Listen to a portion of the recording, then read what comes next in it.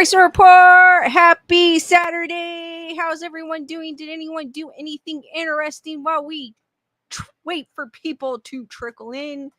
What is up, Tammy, Wendy, Tyrana, Carol, Emily, Chris, Matthew, Joanne, Bernadette, Nerd Report's in the house. Nerd Report said, don't forget to tip the creator if you can. As I go down, give me a second, guys. I'm scrolling. Tammy, what is up? How's everyone doing? I have no idea why my ears... I know I said this the last time, but my ears are crooked. That's okay.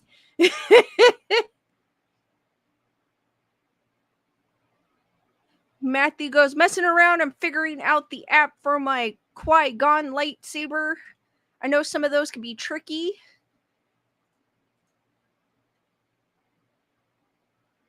Anyone do anything interesting? I made the mistake of watching Bridgerton before I went on, so that's why I was kind of a few minutes late. Don't spoil it for me yet, guys. I think I'm on I'm on the third one of the second half.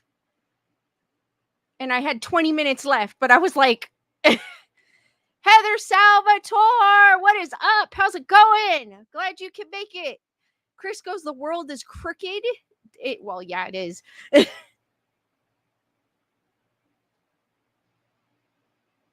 Oh, that is cool. Matthew says has a ton of awesome features. One blade style is Cylon kit, red scanner going back and forth. That is cool. Daisy, what is up? Glad you can lurk, even if it's lurking. I'm glad you're here. Joanne is shopping. There's a sales at Michael's. Nothing wrong with that. Always good to catch the sales. I'm kind of more of an online shopper, like Amazon. Birdie Deco, we're not going to have a naughty Skeleduck incident again, are we? No, we're not. He is, and thank you, Birdie Deco, for reminding me. He is in this background. Somewhere in this background. Just remind me at the end of the stream, and I will reveal his location. And this is what he looks like. For those of you that don't know what he looks like, this is what he looks like, and I will reveal his location at the end of the stream. Just remind me, because in my old age, I do forget.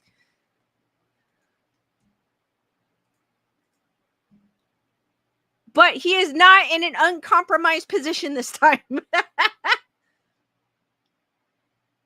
True, Joanne. Joanne goes, love Amazon, need to get out some. That's true. True. Sometimes it's you don't get the same effect as going outside and shopping. Chris, I am glad you are home from the hospital. That is the best place to heal.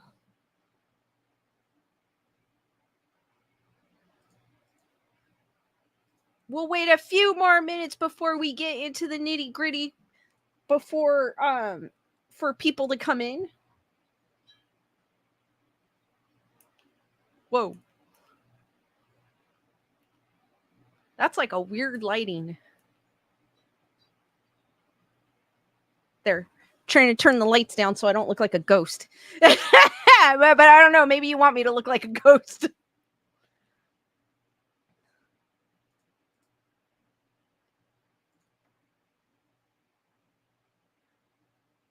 I did not do much today. I just went on a neighborhood walk. Did some laundry, pretty much. It's kind of warm here today. Warm for us. It hasn't been... I know this is nothing to some places, but it was 88 here today. That's kind of warm.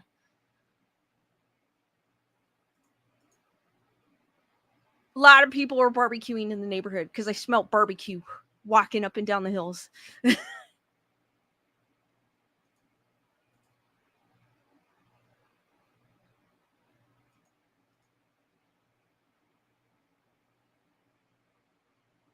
Joanne goes, have you seen this guy, the Bushman, all dressed up and leaves jump scaring people? I think I've seen him, Joanne. It's been a while though, but I think I've seen him in videos. I have. Or something similar. Because I do like jump scares. Like the scare pranks, not jump scares, but scare pranks. No, Chrissy does. Skeleduck does not have his face in someone's lap this week. This stream.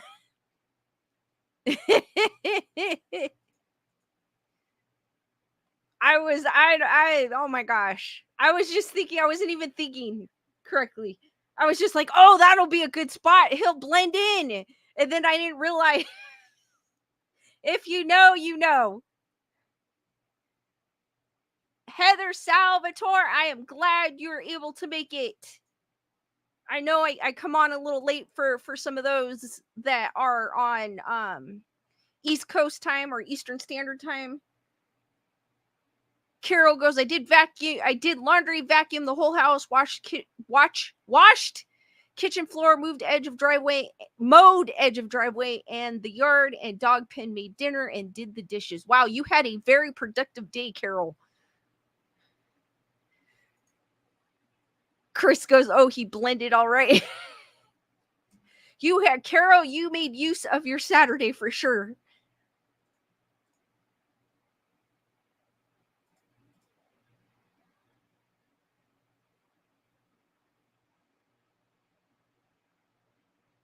But that's what Saturdays are for, to get things done. Joanne goes, I have to trim that hedge out front. My yard's not that bad. There's just a few things. I got Heather Salvatore, so can you come to my house? There's a few things I've got to clean up in here.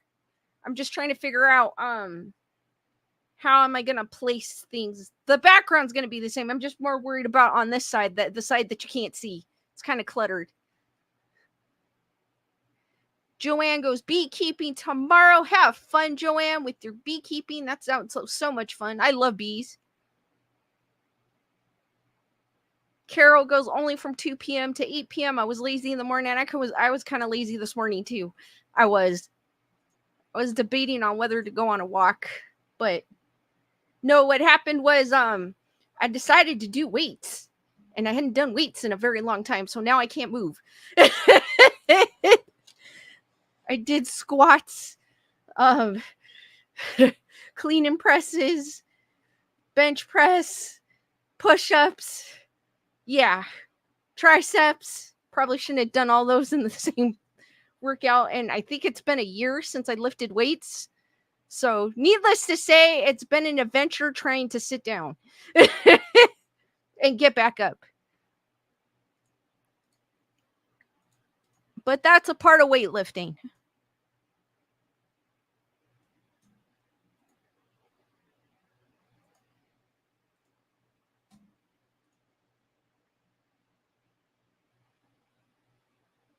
Heather Salvatore goes, I need to scrape windows on outside. Leela is vacuuming now. Ouch, Leela. Yeah, I'm still feeling it. It's like day 2. Joanne, I agree. Weightlifting is so good. It is. That's why I tried to get back, because now, because I've been cleaning and spring cleaning, I should say. So now I have room for my weights. I didn't before. So I was like, yeah, let me do some weightlifting. Because I think it's been about a year and a half. It's been a while. I knew I was going to be in pain, but I was like, it's worth it. Chris goes, wow, I'm not allowed to pick up a feather. Well, you just had surgery, Chris, of course. All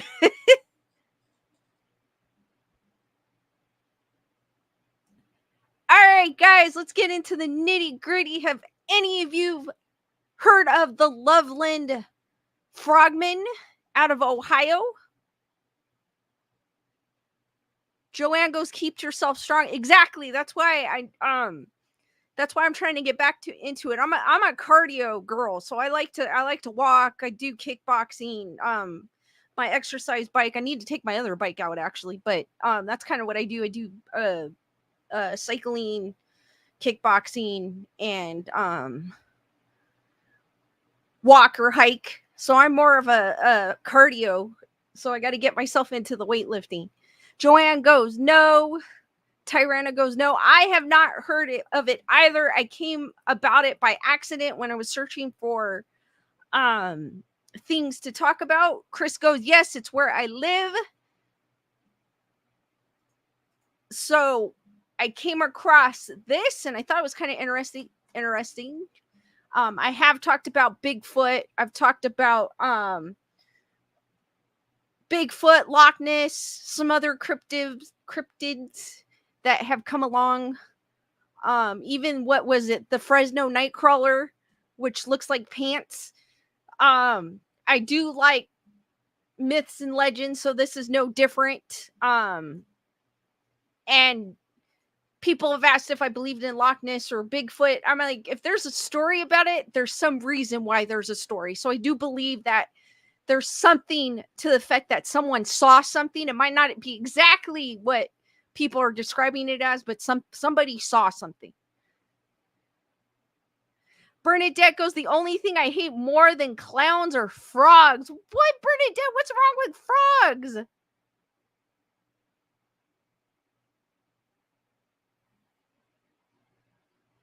KNA, no idea what that means. Chris, I have no idea either.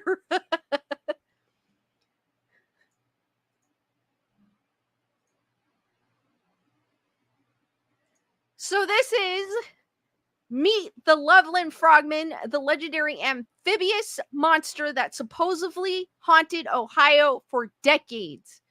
Since 1955, eerie legends of a 4-foot-tall bipedal amphibian have created the small town, or have captivated the small town of Loveland, Ohio. But is the Loveland Frogman real? So this is an artist illustration of the Loveland Frogman. Let's see what people have actually described him as. For decades, the people of Loveland, Ohio, have spoken of a mythical humanoid monster called the Frogman. Said to roam southwestern Ohio, this monster has been described by alleged witnesses as a 4-foot-tall bipedal creature with webbed feet, a frog-like face, and leathery skin. Much like the Mothman or Bigfoot, I don't think I've... I should talk about the Mothman. I think I've loosely talked about the Mothman or Bigfoot. The Frogman has spawned an entire subculture of believers, skeptics, and level-headed researchers determined to find out whether or not it exists.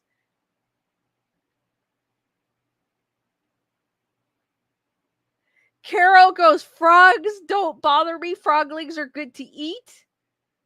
Bernadette goes, Robin Williams scared me when he played the Frog Prince in Shelley Duvall's Fairy Tale Theater.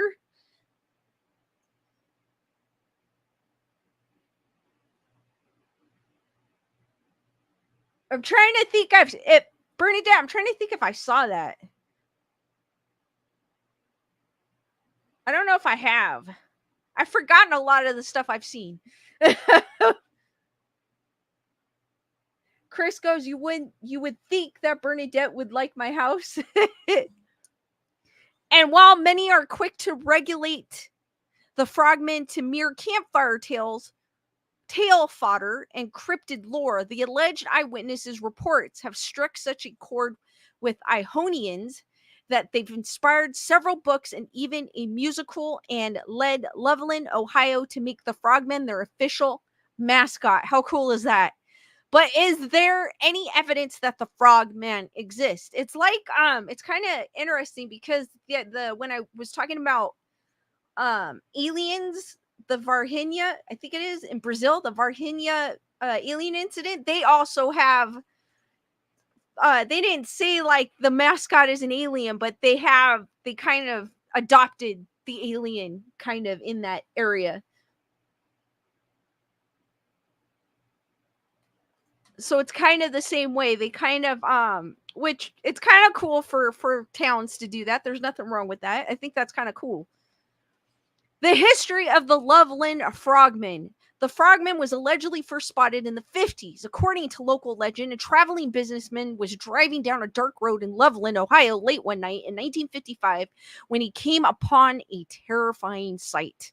As he crossed the Little Miami River, he purportedly observed not one, but three humanoid figures near the bridge, each standing about 3 to 4 feet tall. When he got closer, he realized that they weren't human at all. They had leathery skin, frog-like faces, and webbed feet, and they emitted a bizarre smell like almonds and alfalfa. That is not a bad that's not a bad smell. It could be worse. It could be worse. The creature, hold on guys. The creature appeared to be conversing, and as the man watched, one of them suddenly brandished a wand that released a shower of sparks. While this tale has circulated for decades, no one has ever been able to procure evidence that it actually occurred or even any record of who this mysterious businessman might have been. So the reason that the creature from the Black Lagoon, awesome creature. Some believe 1954's creature from the Black Lagoon inspired the creation of the Frogman legend.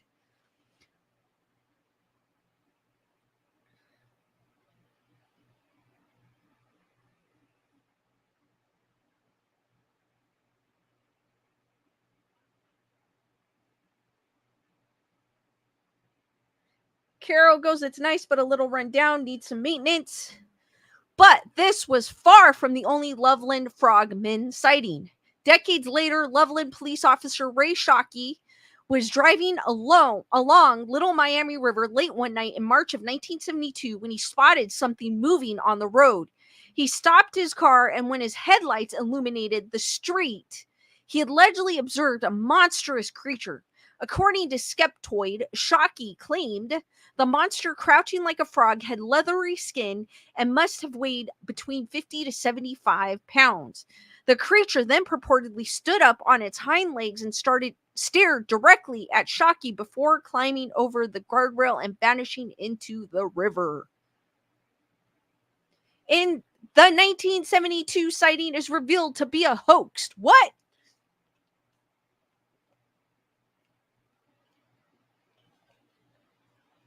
Dazed, Shockey reported the sighting to his fellow police officers. According to legend, some of his colleagues found scratch marks on Shockey's car and abrasion on the guardrail. However, no evidence has ever surfaced to support this. Naturally, I didn't believe him, fellow Loveland police officer Mark Matthews told WCPO in 2016. But I do not want an S24 Ultra in 2016, but I could somehow tell from his demeanor that he did see something. My S23 is still working well. Thank you very much, Samsung.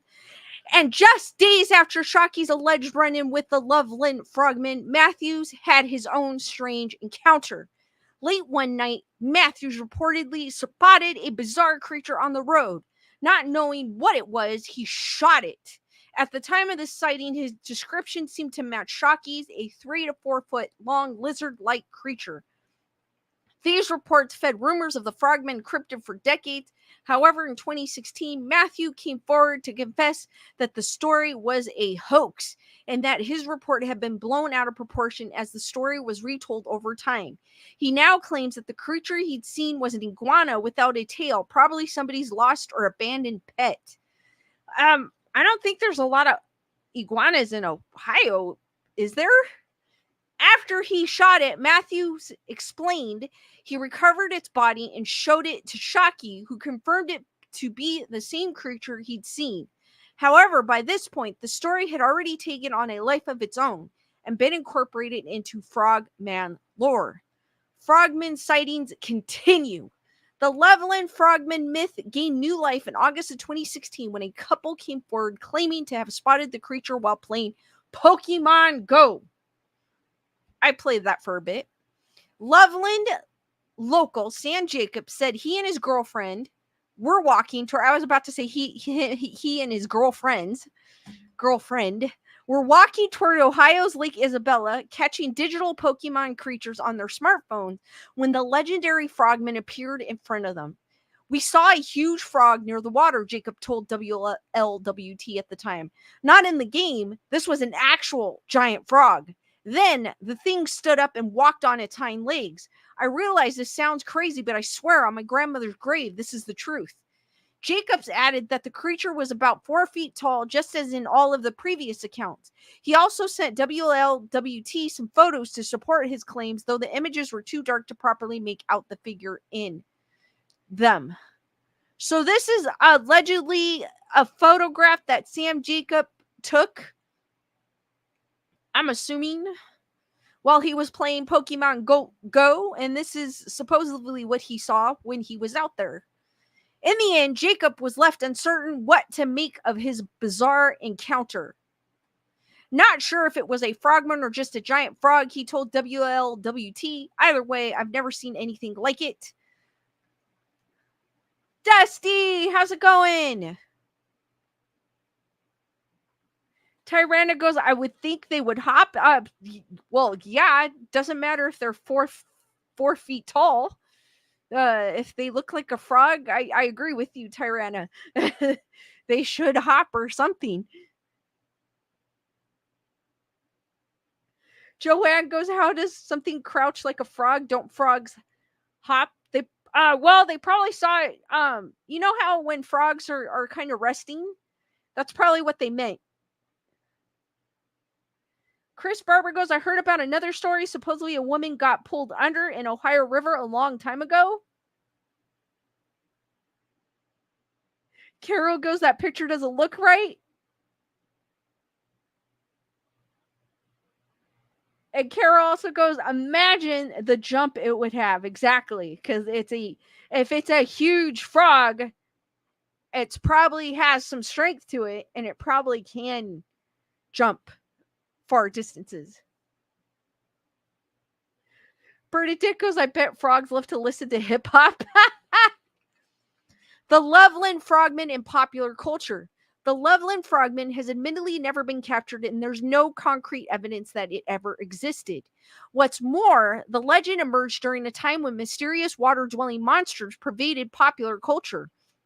It's not far-fetched to imagine the creature features such as Creature from the Black Lagoon, 1954, and It Came from Beneath the Sea in 1955 might have inspired the invention of the Loveland Frogman myth. In turn, the Frogman would go on to inspire a number of works of pop culture itself. So Loveland, Ohio unveiled the Frogman as its mascot in 2023. So it was recent. One of the most notable examples is James Renner's 2012 science fiction mystery novel, The Man from Primrose Lane, which featured a version of the Frogman. As in the original myth, Renner's monster brandishes a wand that emits sparks of light. It really did look like a frog for a moment, Renner writes. Its face wide and wet and squished, its skin a greenish black muck-colored organ with holes for a nose and a gash for a mouth. That gash opened, and what came out was a cry full of human anguish. 2 years later, hot damn, it's the Loveland Frog, a bluegrass musical about the Ohio legend, premiered at the 2014 Cincinnati Fringe Festival. But the local legend cultural impact was perhaps most keenly felt in 2023 when the Frogman officially was made the mascot of Loveland, Ohio. Whether he's fact or fiction, the unveiling confirmed that the Loveland Frogman is deeply rooted in the imaginations of Loveland residents. It seems as though this legend is here to stay. So, guys, what do you think? Do you think the Loveland Frogman was inspired by creature features back in the 50s, or do you think there's some truth to it? It may not be exactly what people are saying it may be, but is there some truth to it?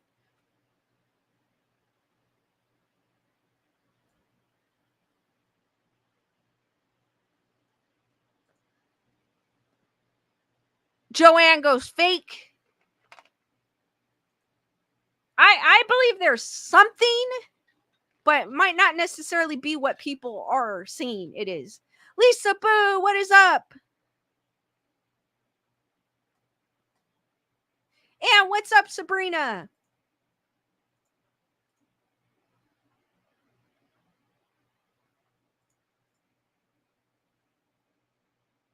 So you guys think it's fake, inspired by 50s monster creatures, or do you think there's some truth to it? Elaine, how's it going? Got a piece of hair there that's driving me nuts.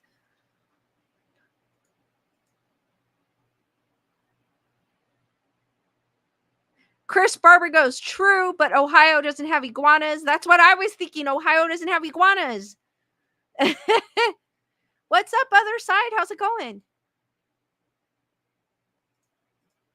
I think there's some truth to it, because why would there be a story in the first place? And I know there's people that have probably gone out there dressed up in a to prank people. I know people would do that too, because I'm sure there's a lot of people out in that area that do believe in the frogmen. So that's what I was thinking, Chris. Too cold there to have iguanas. I know Florida has a big, huge iguana population. We have some, but I think they're not. They're as pets.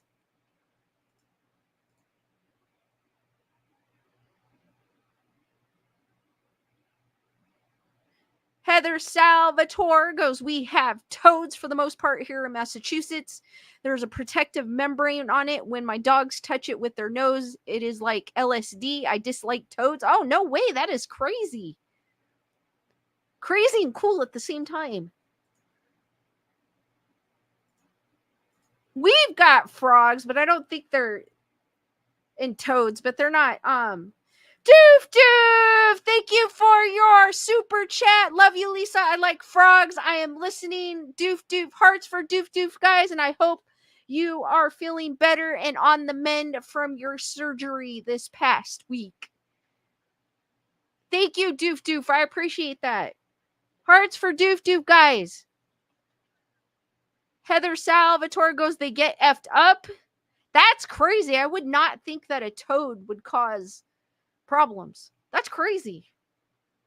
I know one of the parks by here that I like to hike, it's got a little creek.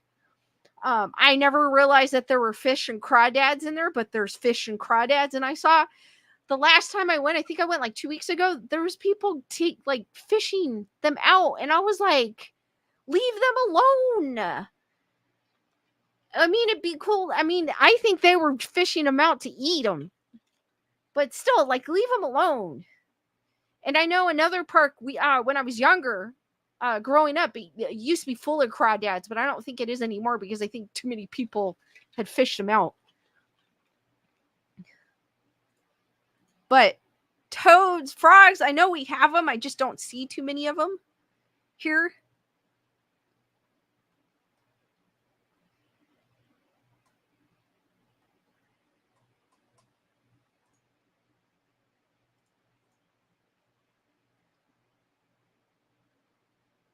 But as I was saying, I believe that there's some truth when it comes to a myth. It's just, what is the exact truth? Because stories, I've always said this, it's like gossip. One person starts it, by the end of the 20th person, the story changes. So I feel like that's how myths and legends go. This myth and legend is not that old compared to some of the other ones that I've read, but only the people who have seen it know the truth, and the truth is out there. Chris Burgos, the ones in Florida are introduced by people. Pets got out, now they are hurting the native animals. I know we have them here as pets, but I don't think they're wild here. Elaine goes, we have those massive rear-ended bullfrogs here in the bayou. Because one of my favorite DJs, he lives in Florida, and he happened to post I guess a lizard. He said gecko, but it looked like an iguana to me. But he said a gecko. His Ring camera in the front of his house kept catching geckos. So I thought that was kind of cool.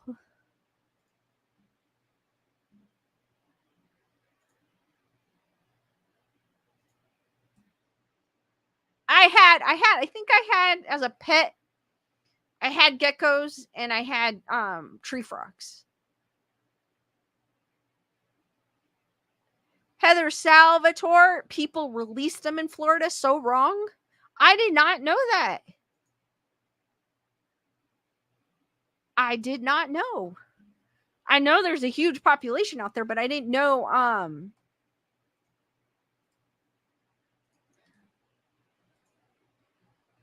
that is crazy.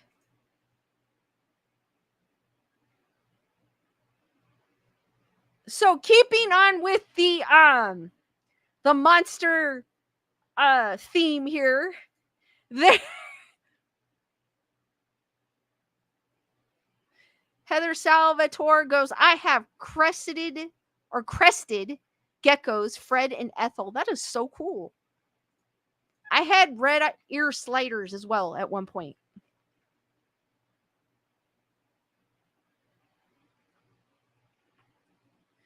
Kyle, what is up? Kyle goes, don't forget, geckos can save you money on your car insurance. True, but I don't trust that insurance company, so I've never been with Geico. I've heard people that were with Geico, they weren't treated properly, but I don't know. That's just what I've heard. I kind of try to keep away from them. Shamanistic Unicorn Tam, what is up? How's it going? So keeping, if you guys missed my last stream, Skeleduck was in an unbeknownst to me, Skeleduck was in an uncompromised position. So I try to keep it rated PG here, but I found this article that might be a little X, but that's all right. That I found kind of interesting. Dusty goes, lots of coqui frogs from Puerto Rican. Cool. I like all animals, to be honest with you, even the spiders. I was watching before I get into the next crazy article I have here to share with you. I was watching a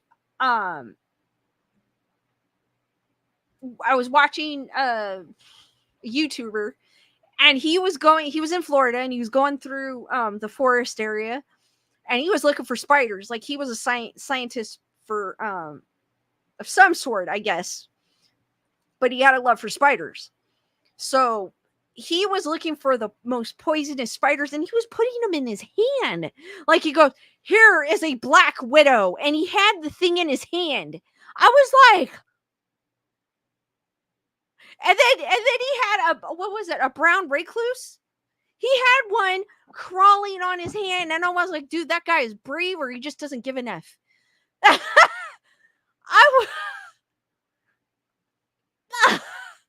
He had and then he had a red widow, which I think is a red widow. It's a black widow, but it's red. Beautiful spider. He had it in his hand. That was my face the whole time. I was like, and a brown widow, like, he had poison, and he's like, yeah, these spiders, they like dark places, and he has it in his hand like it was nothing. Kyle goes, so basically the opening of Madam Web. I did not see Madam Web, but I'm gonna trust you, Kyle, and say yes. Lisa Boo goes, unless threatened, they won't hurt you. True, but I don't trust them. He did say that too. I don't trust them. I still would not. I do not want a trip to the hospital. And there is one hospital here in this. It's in Loma Linda, so it's inland. I know some of you guys don't know where that is, but there's a hospital there that specializes in poisonous bites. Carol goes, Geico wanted to charge me to insurance for my license and for my vehicle, like $1,200 a month. I don't think so now. I have State Farm. It's just what I heard about Geico. I've never used them, but it's just what I've heard of. Dusty goes, Puerto Rico. Coqui frogs came in on plants at Walmart. The males sing after dark, calling the females about the size of a nickel. That sounds so cool, Dusty. That's weird that is weird, but that's kind of how a lot of these insects and frogs or whatnot come here. And it's the same as if you buy aquatic plants for your tank. You may get a snail or two from it. So it's kind of like the same idea.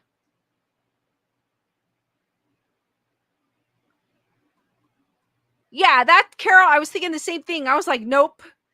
I'll enjoy them from afar. Nikki Bella, what is up? So my next one, I kind of was like, what? So inside Teratophilia, the bizarre monster fetish that became increasingly popular.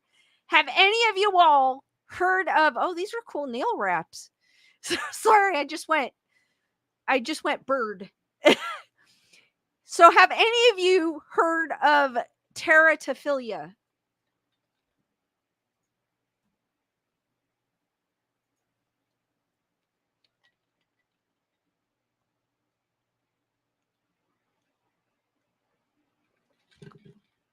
Joanne goes no. Tammy goes no.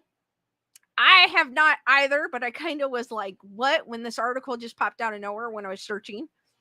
So I figured, why not? Let's share it. Seems interesting. Chris goes no. Elaine goes no. Heather Salvatore goes no. Shamanistic Unicorn, no. Bernadette was like, no, but do tell. Heather, whatever. What is up? So I just happened to be looking for things to talk about just to see if there's anything happening in the news paranormal wise. And this popped up. Taken from the ancient Greek word for love and monster, teratophilia involves the sexual attraction to fantasy creatures like Bigfoot and sometimes real life people with deformities. So I was like, what?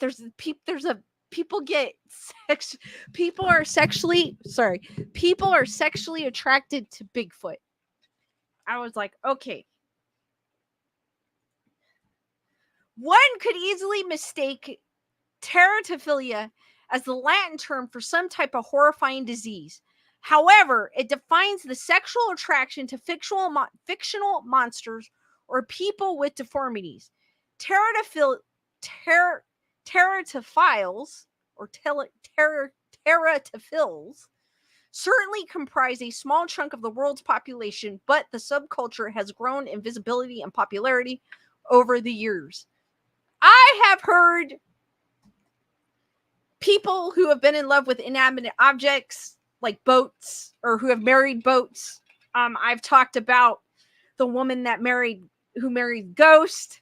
There was the woman who had a doll husband and doll kids. I still don't understand it. Chris Berger goes, I like my man Harry. Bernadette goes, some people are attracted to staples. I believe it. Yes. Or people are attracted to, inanimate objects. There's people that find dirt satisfying to eat. Nothing wrong because it's actually a condition. Nothing wrong with that. But this is something new that I have never heard of. Clinically known as paraphilia, this intense sexual arousal to atypical individuals or fantasy has been part of society for centuries. From vampire mythology and paperback romances about Bigfoot to Academy Award-winning movies about amphibian lovers, teratophilia has only become more popular over the last few decades. And with the internet in every pocket and the rise of social media, teratophilia likely has yet to reach its peak. I, for one, am not one of them. Chris Barber goes, some people are weird. Shamanistic Unicorn Tam, I remember those lives. Tyranna goes, very weird. It is weird, but there's people that actually Heather Salvatore goes, explains my brother with his Bigfoot thing. Bernadette goes, is being attracted to a cartoon character weird? Asking for a friend. So what was once mostly found on the most obscure erotica blogs online, so that we're getting a little Grayson Report After Dark here, has since spawned toys molded. What? After, I don't know if I should be reading this. YouTube might take me down.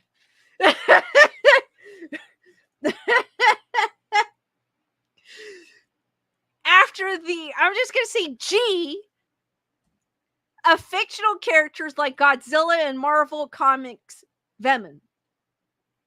I have not seen these. I don't know about you. One might be surprised that the creature-based attraction even exists, but its tentacles reach as far back as ancient Greece, from whence the term was coined. From the days of antiquity to modern-day Tumblr, teratophilia has stood the test of time. And by the way, this is a very recent, oh no, this is a year old, but almost a year old. I thought it was a recent article. Nonetheless, kind of interesting. There is a history of teratophilia.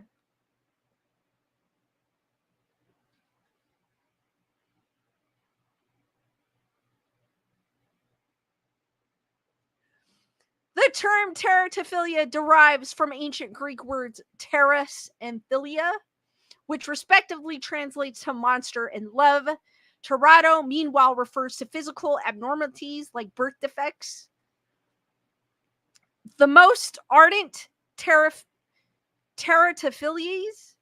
believe, I'm probably butchering that, believe their desires are broader than sexuality, however, and that their attraction to monsters or the deformed merely allows them to cherish beauty where society suggests they shouldn't.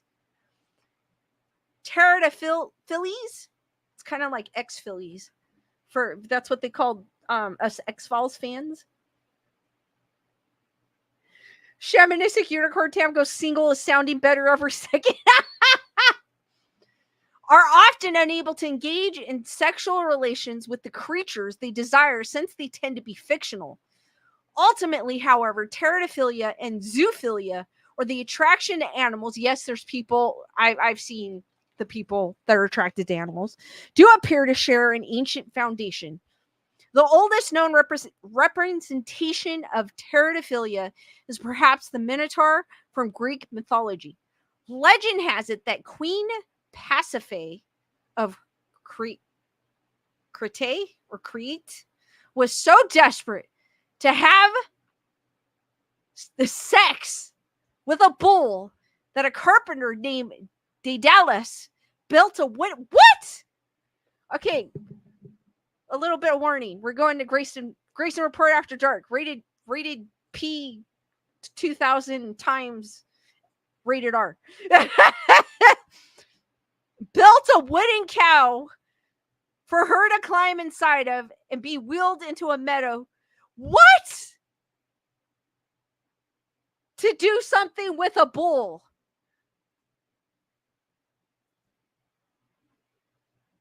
And this is an actual legend. Like, what the hell? What?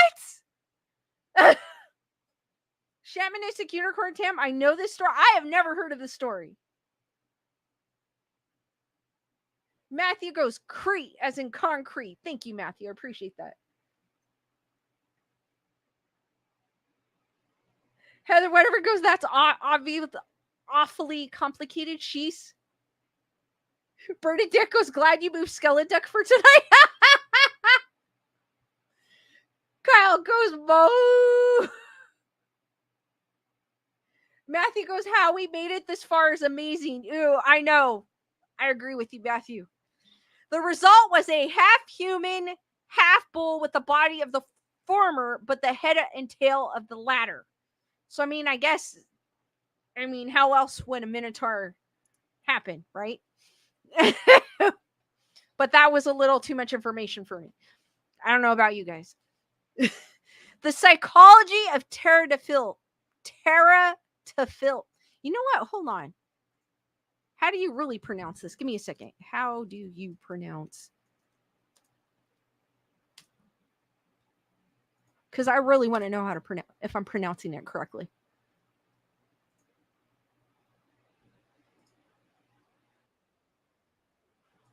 Teratophilia. So yes, I was. So teratophilia gained steam with the advent of the printing press like any other subject and spawned a litany of monster romances throughout history. These have often centered on the marginalized of society, women, minorities, transgender individuals, and the disabled. Psychotherapist Christy Overstreet believes there is a link. The need to be accepted for who you are links otherness with the monstrous. She said, being different attracts you to others who are seen as different. So there is comfort in being connected with another person that understands. Yeah, well, I was always weird and different, and I didn't care if anybody liked me because I was weird and different. So I was in a category of myself. I had my own weirdness. One of the most famous examples is the Quasimodo character from Victor Hugo's The Hunchback of Notre Dame, who falls in love with a woman named Esmeralda, only to be killed by terrified townsfolk. Beauty and the Beast by Gabriel Suzanne Barbat de Villanueva could practically serve as a companion piece. Yeah, but I don't know about you guys, but I took these types of things. Even if you guys have seen Bridgerton with Penelope and how she's kind of like the odd girl out because she's not she's kind of on the plumpier side, but Colin accepts her for that. So it's kind of like the same thing. Like I've always seen this as someone seeing who the person really is beyond what they look like on the outside. I felt like this is what I don't see it like an attraction to monsters. I don't at all. I see it as accepting a person for who they are because you love them and you fell in love with them for who they are, not because of what they look like or because they're a I haven't read the book, but this is what I saw off the thing, Heather Salvatore. But I probably won't read the books. I know I sound bad, but I don't have time right now to read the books. But I'm just using that as a concept idea. I understand like the books are always better. Trust me. From what I've read and what I've seen, but I take this as someone for loving a person for who they are, and they're getting to know that person. It's not because of what they look like, and who cares? And they don't care that they look different. And I don't take that as being attracted to a monster. I don't.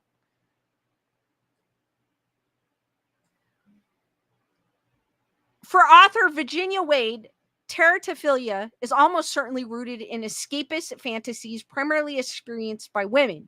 Finding no success in traditional romance novels, Wade found a voracious audience with her 2011 erotic ebook series about Bigfoot and believes the appeal is a mixture of lust and safety. Okay, now this has piqued my interest. The longer I'm in this business reading other people's works, I'm beginning to realize that it's this captured fantasy where you kind of have this thrill about being kidnapped and ravished, but of course you would never want that to happen to you in real life, she said.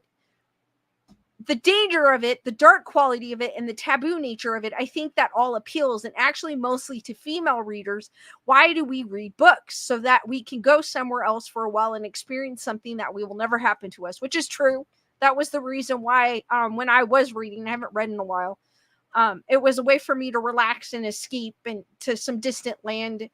May it be a horror novel, or it may be like Divergent, or Twilight, and yes, I did read Twilight, or Harry Potter, where you're whisked off to a different land and and it's just a way to escape from everyday stresses.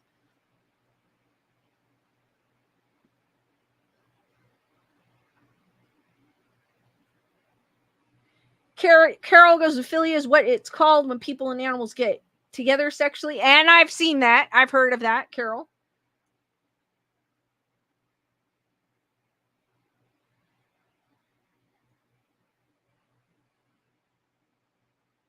Wendy goes, escapism. Exactly. What's up, Wendy? I don't know if I said I gave you a shout out. Heather, whatever goes, books are fun, but I stay up too late reading.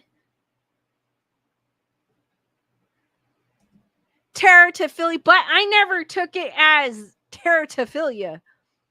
In modern pop culture, while Wade only made $5 in the first month of self-publishing her Bigfoot book, it received over 100,000 downloads within 1 year and saw Wade earn over 30,000 during the most successful months to come. Bigfoot-centered teratophilia even found its way into politics in 2018. Onlookers were stunned when Democratic candidate Leslie Cockburn of Virginia's 5th Congressional District tweeted a drawing by her Republican opponent, Denver Riggleman, that featured a nude Bigfoot with a sizable member. While Riggleman claimed it was drawn for fun, teratophilia had suddenly entered the political arena. It was only a few months later that director Guillermo del Toro won the Academy Award for Best Picture for his romantic fantasy film, The Shape of the Water, which I have not seen. Centered on the sexual relationship between an amphibian creature and a human woman, it created quite a buzz and profits for sex toy manufacturers.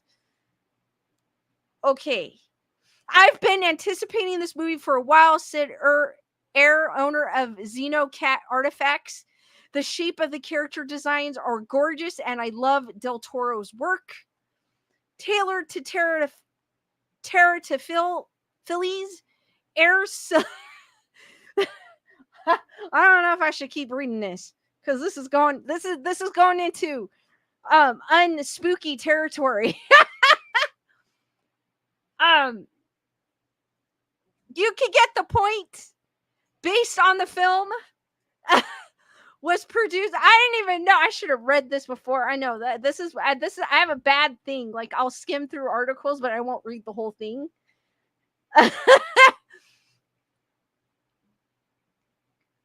Was produced in various sizes, proved quite popular. Lisa Bucco's Bow Chica Wow Wow. And the sexual attraction to fictional characters continue to rise in visibility with the adaptation of Stephen King's It in 2017 with the reptilian venom Cenobite from the Marvel Comics cinematic universe. Okay, I did not want to picture that. I did not want to. That was a little too much for me. I don't need to picture that. Teratophilia has only become more popular as society has created more ways in which to share it, from oral myth and early literature to fawning internet users today. It doesn't look like teratophiles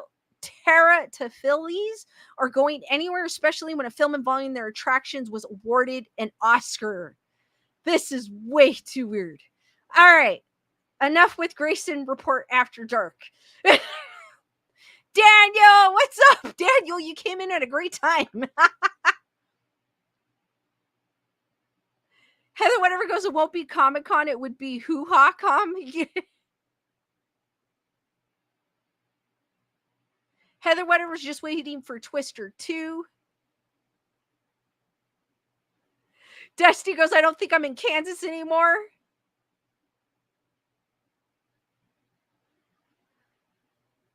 Matthew goes, Wayne's World magically whisked away to Delaware. Hi, I'm in Delaware. Carol goes, if you're talking 50 Shades of Grey, I have all 6, both sides of the story. I have read 50 Shades of Grey. I think I read, there's 6 books. I'm missing some. I think I read I think there was 3 in the original, and then I read Christian's view on it on the 4th book, and then I didn't go after that. But yes, I have read 50 Shades of Grey too. And the movies were pretty much, I felt like a representation of the book. Unlike Divergent, which I feel like Veronica Roth sold her soul to the devil, but that's just me. But then, of course, if you had the choice and they were giving you money, would you do the same thing? So I can't fault her for that. Carol goes gray, darker, and free. I think I've read 4, Carol. Tammy goes, I don't want to read it. Chris Barber goes, just more ghosts in the nudes. Exactly.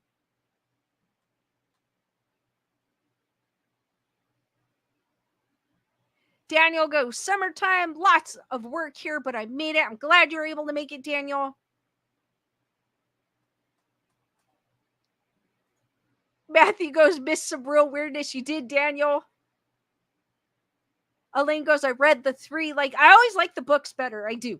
I always do, because you could instead of seeing the person's thoughts, you like read the person's thoughts. And I feel like being in the character's head is actually more what's the word, engaging, than actually seeing it on screen. Like, you understand the character better when you read the book than seeing the character on screen.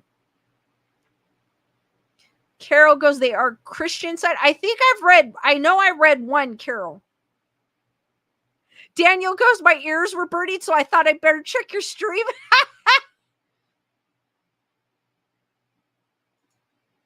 Carol, yes, you get more info from reading the books. You definitely do.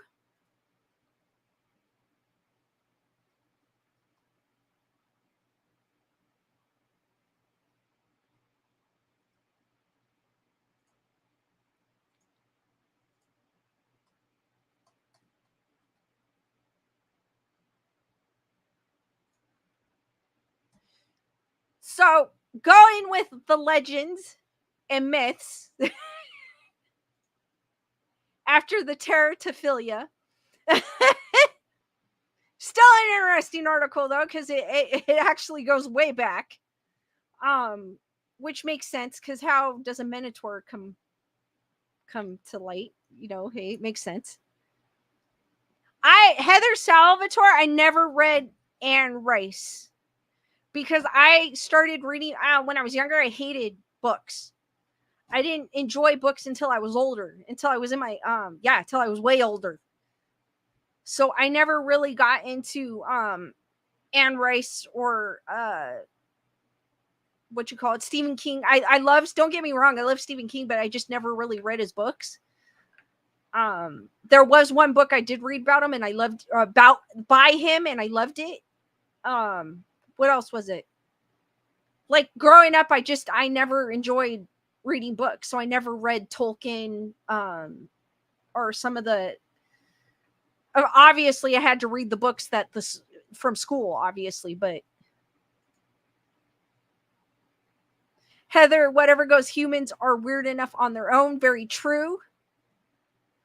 I never liked books. I was more into I was more into technology, so I was always into technology and everything. I just never, growing up, I just never liked books until I was way older, and then that's when my love for books came about. Joanne goes, I read lots of Stephen King in the 70s.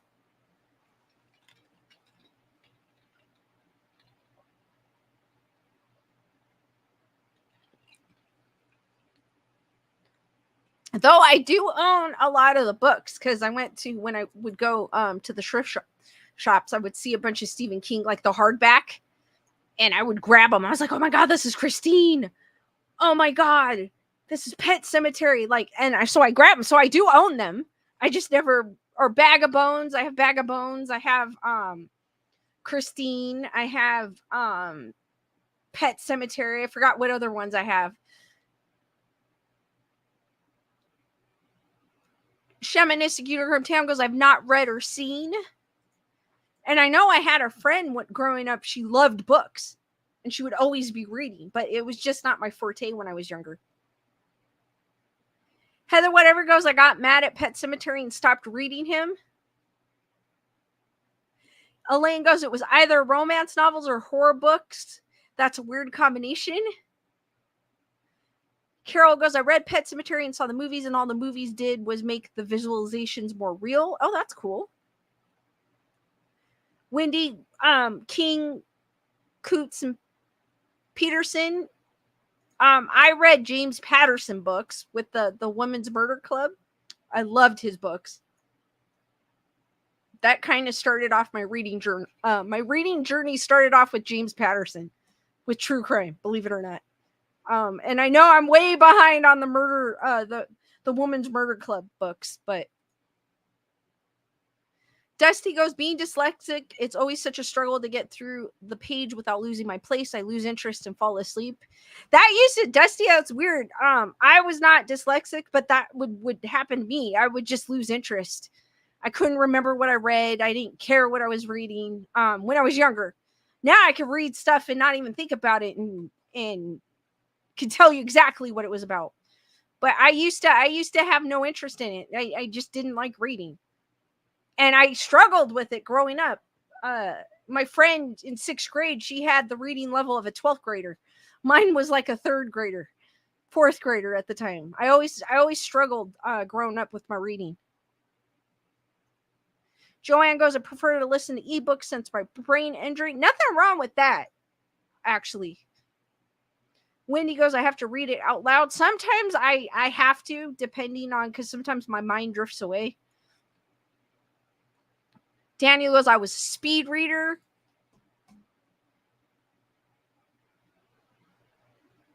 Heather Salvatore goes, I never read books until I had kids.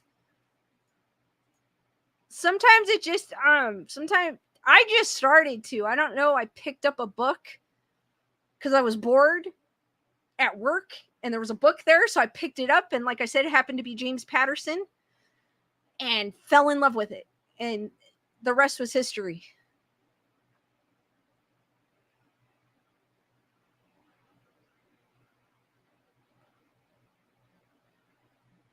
Dusty goes, I had to always take notes to keep up with the text for test. I was always better at math than I was with reading growing up.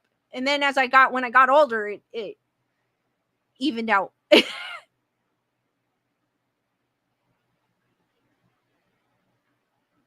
Bernadette loves the smell of library books. Nothing wrong with that. Shamanistic Unicorn Tam, I love books. I have a good collection of books. I've got some books in here too as well that were my dad's. Heather Salvatore goes, I've been reading again when I take family to appointments. Now I have the Kindle app on my phone, which I need to dig back into it and start up again. Heather whatever goes, we didn't have much TV. We could pick what we wanted at the library or bookstore. Chris goes, I used to love reading, but I don't have the attention span for it anymore. So, well, for me, it's just like I want to do something else. So I kind of shifted.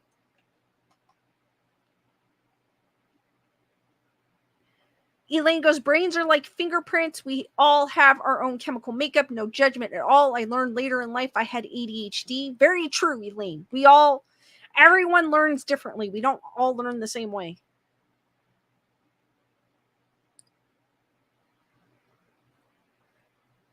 There are some things I used to be able to do that I can't do now. So I get what you're saying, Carol. I have a hard time reading now. My eyes will not stay focused.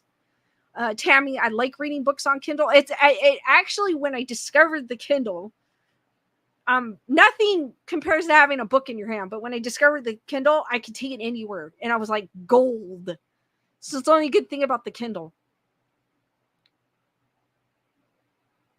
Daniel goes, my girlfriend has over 10,000 books on Kindle. That is crazy, Daniel. Cool, though. Crazy cool.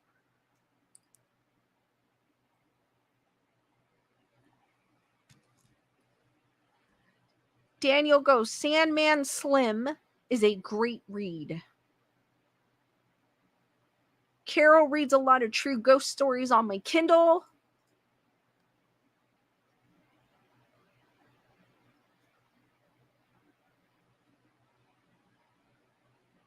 Daniel goes, I told her I'm not packing her boxes of books anymore. All right, guys, I've got one more article. And then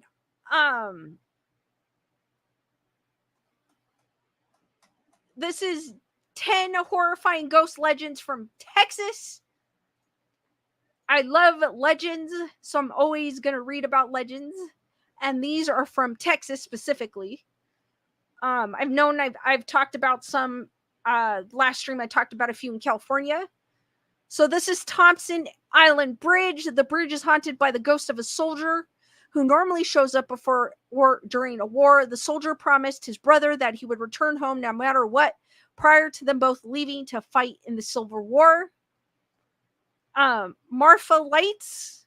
Numerous people have said the small town of Marfa often has eerie lights in the sky. Some say it's from UFOs. Scientists have said it's possibly that the lights are from glowing gases. Bolivar Peninsula Lighthouse. The lighthouse was used to guide ships into the port of Galveston. Some say that the lighthouse is haunted by a teen who murdered his parents. There's no recorded history of the happening.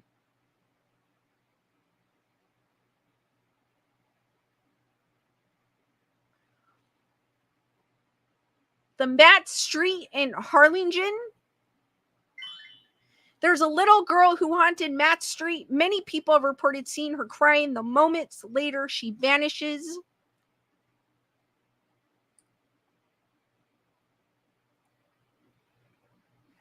Thank you, Heather Whatever, for your PayPal. Hearts for Heather Whatever, guys. You're not weird. You're great. Thank you, Heather Whatever. I appreciate that.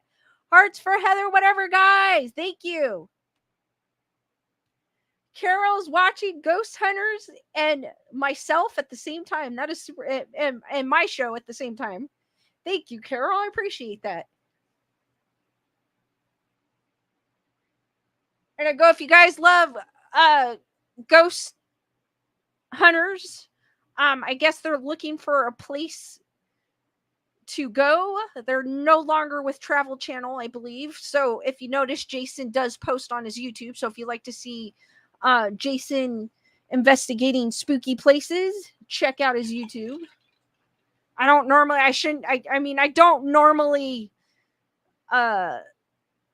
promote other bigger channels because I feel like us little ones deserve promoting. And if you haven't checked out Doof Doof Paranormal, go for it and check out Doof Doof Paranormal. She has a lot of cool stuff on her. She's interviewed some investigators. She's interviewed a skeptic, which I found interesting. So if you want to check her out, please check out Doof Doof Paranormal. Please support us small businesses over here. No, I'm just kidding. Small channels. It's kind of like supporting small businesses. Because if you want the truth and no BS type of stuff. Elaine goes, the spookiest places I've been are in Galveston. I know they have that Walmart. I talked about the Walmart being haunted in a previous stream, and I believe it's in Galveston. Used to be an orphanage. Carol goes, Travel Channel is what they are on right now. I don't think they have Jason had mentioned it, Carol, that they're looking for a home. Like they're no longer with the older seasons are probably going to show on there because obviously they were with the Travel Channel, but I don't think they're with them anymore.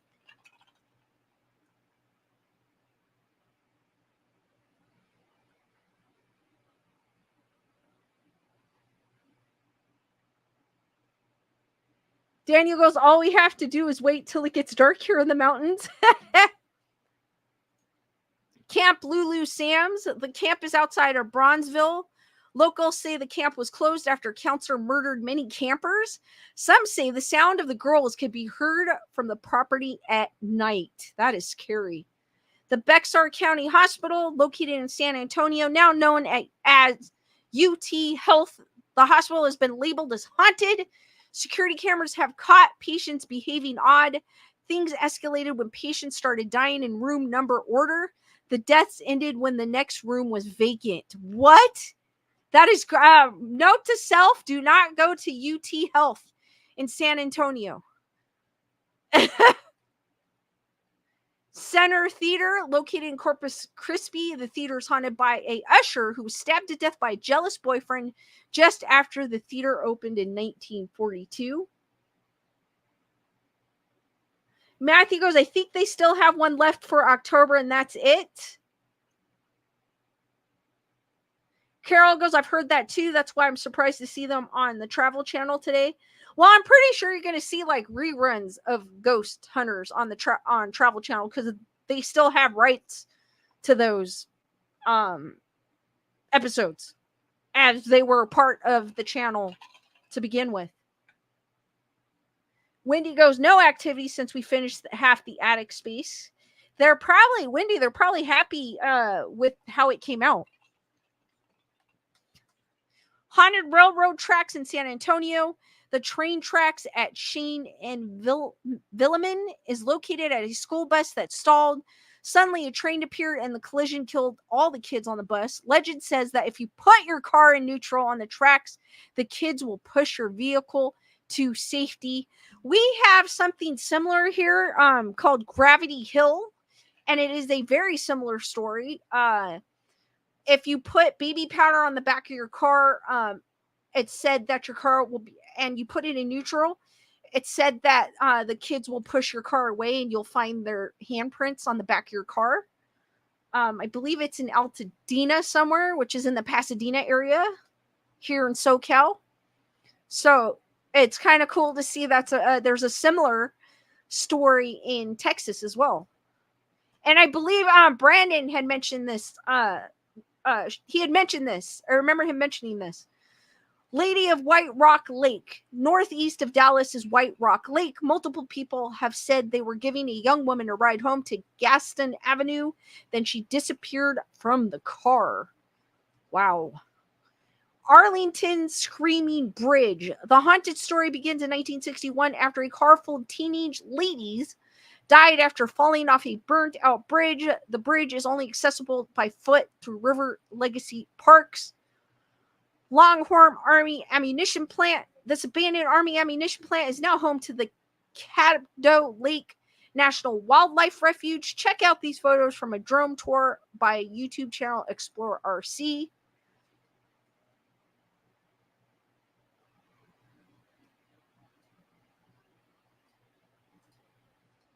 And these are just pictures of the ammunition plant.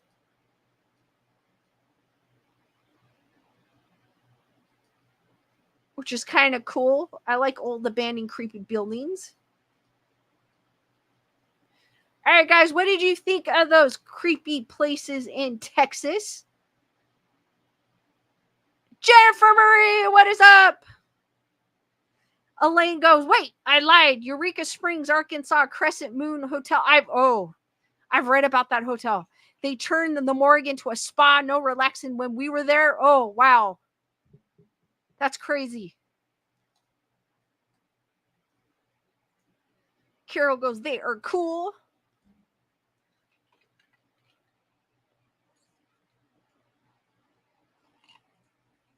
I know it's funny because I'm on a before I open it for questions, guys, I'll tell you a quick story. I'm on a Ghost Adventures Facebook group, right? And they always come out, Zach this, Zach that, they're fake, they're this. Ghost hunters.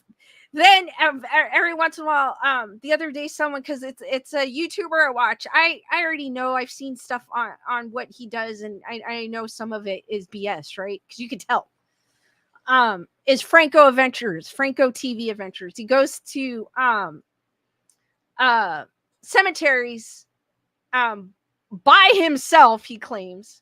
And I would watch with Lewis, and Lewis goes, do you think he's really by himself? And I was like, no, I don't think he is.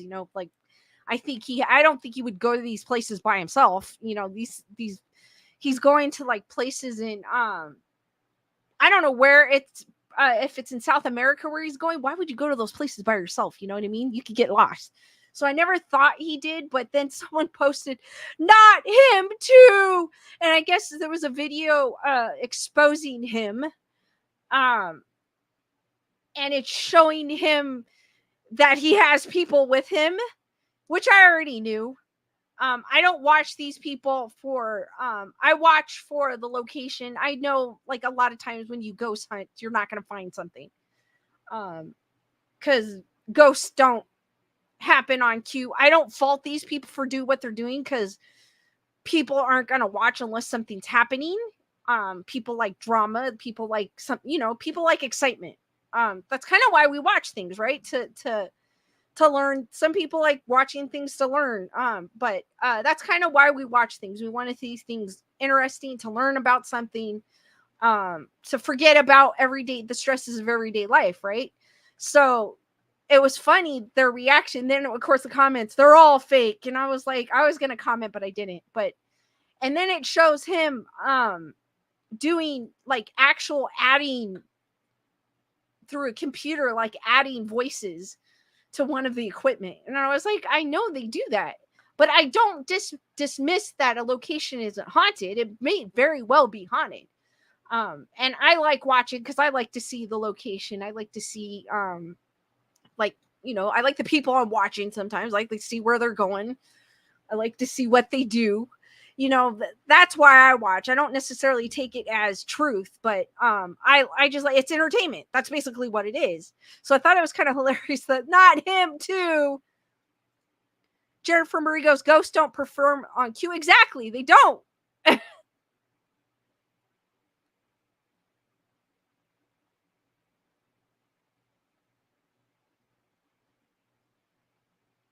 Bernadette goes, when I go see Brandon, he totally is going to have to take me to those places. He should, Bernadette.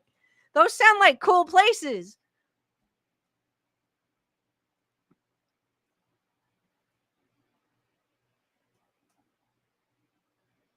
Wendy goes, gotta love a cemetery. It was a field trip in middle school. We walked and etched the tombstones in the center of town. That sounds cool. So, I mean, I don't dismiss that these locations aren't haunted because they very well may be. And I always liked what Jason says, and I will always repeat it. Like, if you're unsure of something, go to that place yourself. You know what I mean? So, I mean, I'm not going by myself. That's for dang sure. Jennifer Murray goes, you can't expect to go to South America and speak your English and expect the ghost to perform party tricks. No, this guy, he speaks Spanish. He goes, Nino, and he goes, kids. Like, literally, he'll do that. That's why Lewis doesn't like watching him. Because he's like, ¿Cómo se llama? What is your name? And like, he'll do that. He goes, what does he go? ¿Quieres hablar contigo? Or do you want to speak with me? Or something like that. He says something like that. And he'll do that. Like, he'll speak in Spanish. but and then Lewis is like, he doesn't even know Spanish right. He's not speaking it right. That's not how you say it. So Jennifer Marie goes, the ghosts probably are laughing at him too. So he's like, I'm here alone, guys.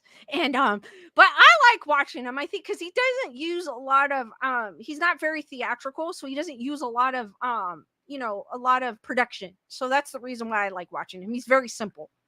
Though there's some things he did put, I'm like, yeah, right. That looks so fake. Like, there was one thing I was watching, and you can obviously tell it was added. Like, it was so bad. Like, the editing was bad. But I just like, because I think he's hilarious. He's like, all right, I'm back home in Florida, and this cemetery, like, it's known for it's being bad, and I'm here by myself. Like, I wouldn't go to those places by myself. I don't care. I mean, I guess you're adding to the appeal of your audience, seeing that you're there by yourself, which I don't blame them. I don't blame them. I don't blame any of them, to be honest with you. I don't blame any of them at all for doing what they're doing. So the fact that people are, oh my God, they're fake. I'm like, so? We all know. I mean, I get it. I get why they do it. I understand why they do it. So I'm like, I don't have a problem. If you take it as entertainment, that's what it is. Jennifer Murray goes, the trouble with adding something one time is that it invalidates everything else. Can't trust anything. Very true. It does. Very true. I mean, I want to believe that these places are haunted. I mean, come on, it's a cemetery. How can it not be? You know what I mean? But it's not like you're always going to catch something every time you're out there. And if you do, it could be because where he was at, I guess it was an open cemetery. So I guess and there was houses in the distance, like backed up to the cemetery. So I guess, I mean, anybody could have just walked through the cemetery. So if you saw weird people, it's probably people from the neighborhood type of thing. But I get it. I get why they do it. I totally get it.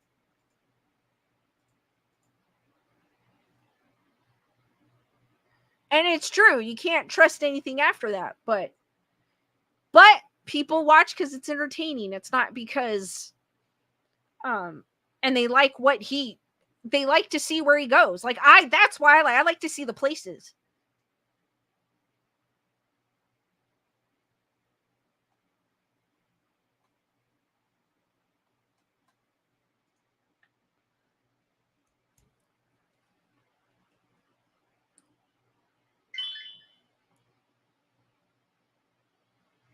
Thank you, Heather Salvatore, for your PayPal. Hearts for Heather Salvatore. Thank you. And she says, smile. Thank you, Heather Salvatore. You're awesome. Hearts for Heather Salvatore. Thank you, Heather. And I'm glad you were able to make it.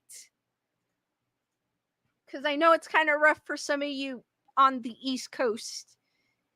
And I know I have viewers in other countries as well, so I know it's rough for some of y'all to get here, but I do appreciate each and every one of you. All right, guys, I am going to open it up to questions. I went on a little rabbit. I went on a side road a bit, but that's okay.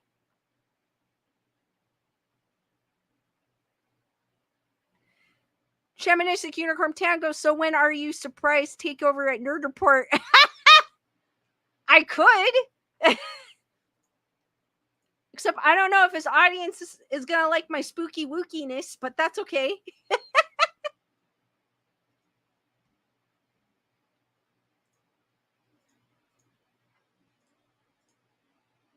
But I could.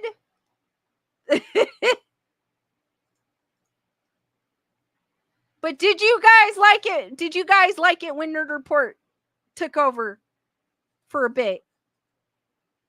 And would you like to see him do another video on this channel? Obviously, it would be spooky related when he does. Heather Whatever's like, no.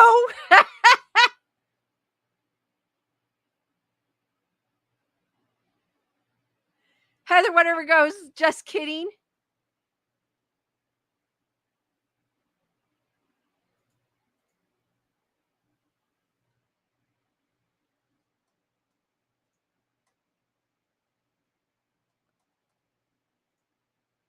Wendy goes, only if you could do the same. I can. I do spooky stuff, so I don't know if they'll like it over there.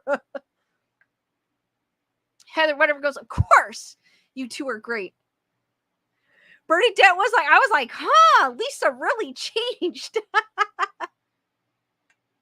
Chris goes, I'm always up till like 4 or 5. Wow, Chris, you're true. I thought I stayed up late because right now, I stay up until 2 in the morning. I'm a night owl.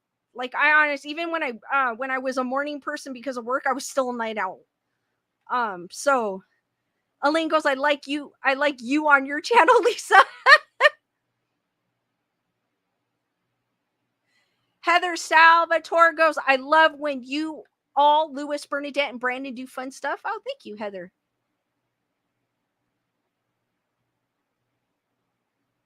Jennifer Burry goes, well, I'll like it over there. Dusty goes, I missed it. Was that?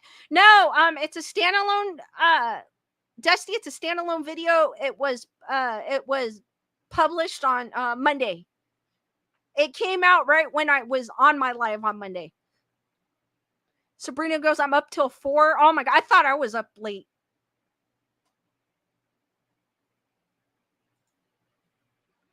Shamanistic Unicorn Tam goes, I think it shows cool camaraderie. Thank you, Shamanistic Unicorn Tam. I appreciate that. Because he finds the crazy videos that I don't find, because I tend to do articles. Heather Salvatore goes, miss my Lisa walks though. I'll try. I mean, I'll trickle one in one of these days, hopefully before I start working. Carol goes, I'm up until about 2 sometimes later and up 5 to 6 hours later, sometimes only 4 hours sleep. Wow, Carol. Heather, whatever goes, Lisa, walks are good.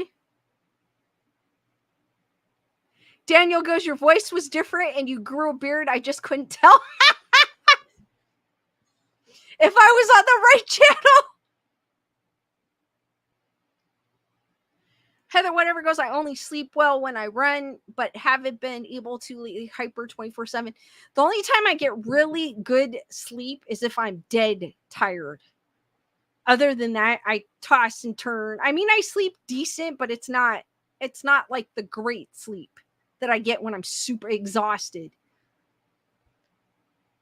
Lisa Boo goes, love your hikes to see the scenery. Dusty, not yet, but I am looking. Did you get a new job? Not yet. I am in search, but I'll try to get some scenery to you guys out before I do start. I'll try to get one out.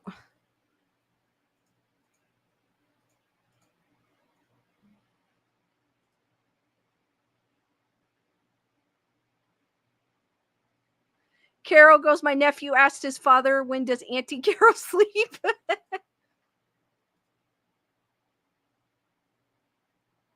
Heather, whatever goes, heat wave, fire danger right now for so, yes, it was, I mean, it's not hot compared to other places because I know in Arizona it's like a gazillion degrees. I even know Nevada, Inland Empire is probably hotter than we were. We were about 88 today, which is warm because I'm not used to the warmness yet. Once I get used to it, then it'll be fine. But it's been kind of, I think it's the warmest it's been here in this area. Tyrana goes, yes, we love your hikes. Try to get in a spooky one, maybe. But I know whenever it's dry, people are out barbecuing and stuff. So we do get that fire danger. Or, I mean, someone set a fire when they were doing, I don't know when this happened. If it was last year or the year before that, someone had a baby reveal party. And I think they were shooting off, I forgot, cannon or something. And it caught the field that it was in caught on fire because of that. So, I mean, things happen for crazy things happen around here. Jennifer Marie goes, I hope it stays in the 70s and 80s when I'm there. It looks like it will. I don't think the weather's changing. So I think Jennifer Marie should have some nice weather when you come down here. Gunner girl, what is up? Carol goes, I'd like to see more walks and hikes. Bernadette goes, I had to buy a portable AC. My poor cats were overheating. Ding, they are expensive. They are. Well, especially Bernadette, if you get them on the off season, they're not. But because it's like the start of summer, the prices. I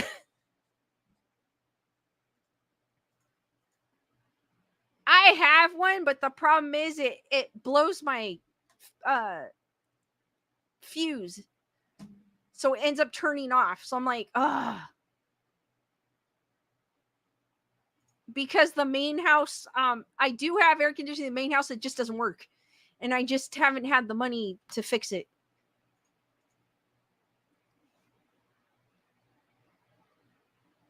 So I do have one, it just blows, and I try not to use it because it's super expensive here. It hikes up the electricity, so I try not to use it. Jennifer Marie goes, oh, good, we'll be here on 6:25 to Disneyland. I don't think it'll be, because usually Jennifer Marie doesn't get hot lately. The last couple of years, it hasn't been getting hot until like after 4th of July. But watch, I could be mistaken, so don't quote me. But I think the weather's going to be pretty much the same. It says on the 25th, it's going to be 86 here. So I don't know, because I can't trust the weather app, but I'm pretty sure it's going to be somewhere around the same as it was today.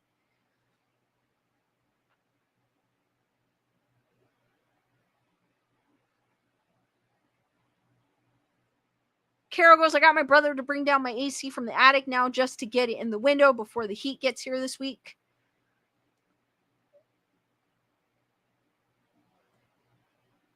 Sabrina goes, there's a bad fire by me. It reaches my friend's dad property. My friend took off to his dad and his phone is just going to voicemail. Fires are no joke. No, they're not. I mean, I have behind me, I have this huge hill. Luckily, they recently put in a water tower because not directly behind me, but a little further down me, they built there's a FedEx warehouse.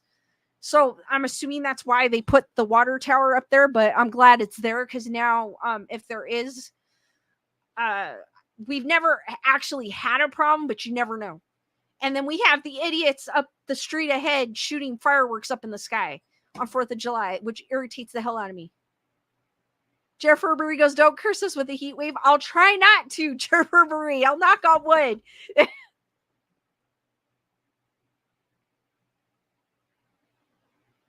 Elaine goes, I'm so ghetto. I bought a box fan and hung it up on a rope so I could grill outside. Hey, that is basically what I use a lot of times to cool down is a box fan. Like I have mine on right now.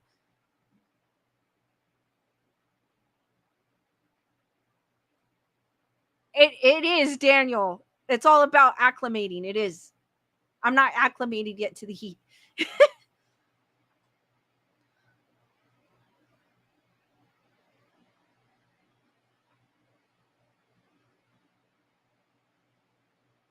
Jennifer Marie goes, 4th of July is my least favorite holiday because people get drunk and stupid. Yes.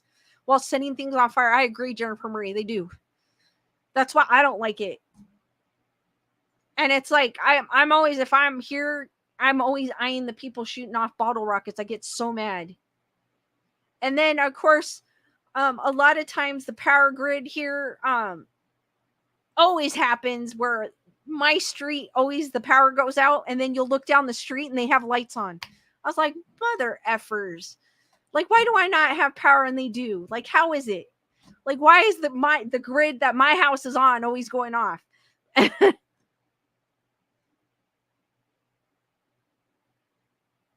Sabrina goes, yep, fireworks were seen by being shot off by a house, so morons started the fire. Yeah, exactly. That's usually how they start here, Sabrina. Just like that. They're morons.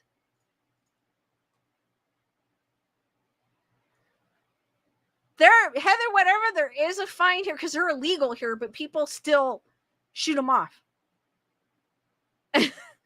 They still do. It's like a $10,000 fine or something like that here.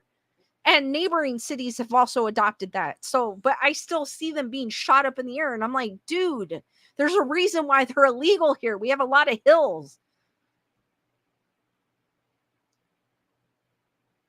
Bernadette goes, the pinche fireworks scare my cat. They scare the dogs too. When I had dogs, they scared my dogs.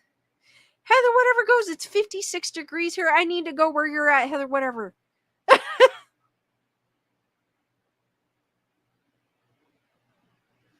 Jennifer Marie goes, 1 year someone shot a mortar straight across the freeway in front of my car. Wow, that's scary. Daniel also says no fireworks allowed here, but yep, everyone's doing it.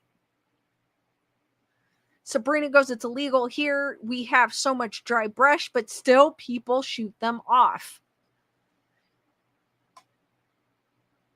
Carol goes, in New Hampshire, you have to have a permit for some fireworks, but not all of them. I mean, when I was a kid, we used to be able to do sparklers. We used to be able to do fireworks. And then I don't know when they became illegal here. But I'm kind of glad they are. Heather, whatever goes, I taught my dogs that fireworks are popcorn. That is cool.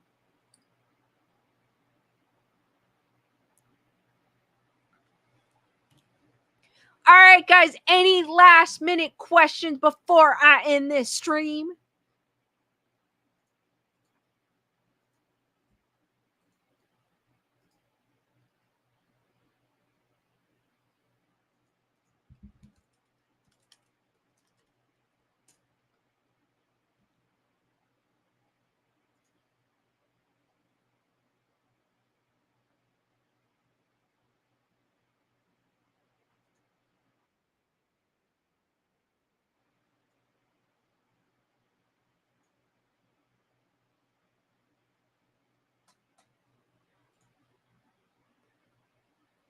Oh, Dusty, remind and Elaine and Carol. Thank you guys.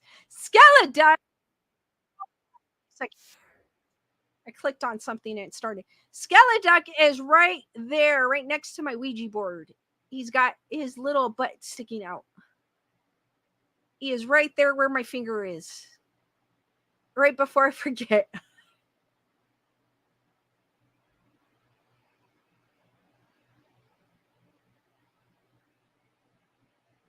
Heather, whatever goes, the duck is hiding for Bigfoot.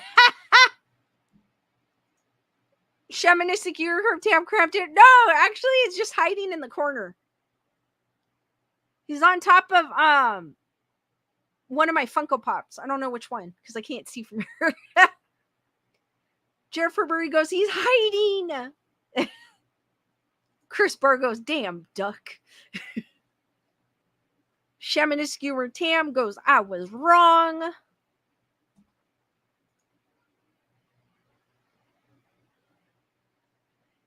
Daniel Miles goes, this eye spy crap sucks. My eyes are going bad. Believe me, Daniel, mine are too. Believe it or not. And I already have glasses, so mind you. Heather, whatever goes, the duck thinks we can't see its butt.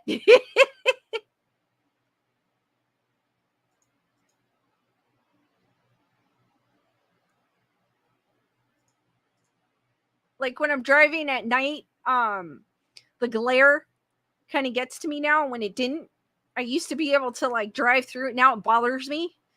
So I can't be in the furthest lane when I'm driving at night on the freeway. I try not to be if there's a lot of cars. Gunner Girl goes, is he next to Trey? Yes, he's kind of next to him. Like he's behind Ronald, I believe is his name. If I'm Ronald. He's behind the Graysonreport bucket hat right up there.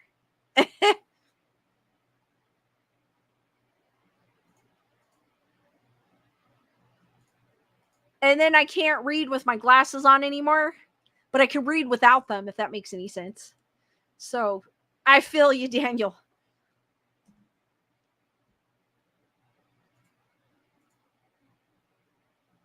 All right, guys, I am going to end the stream. Thank you for joining me on this edition of Grayson Report. I will see you on the next one, which will be Monday at 7 p.m. Pacific Standard Time. Be there, be squared, stay spooky, and sweet nightmares, guys. Thank you, guys, and I will see you on the next one. Good night, guys.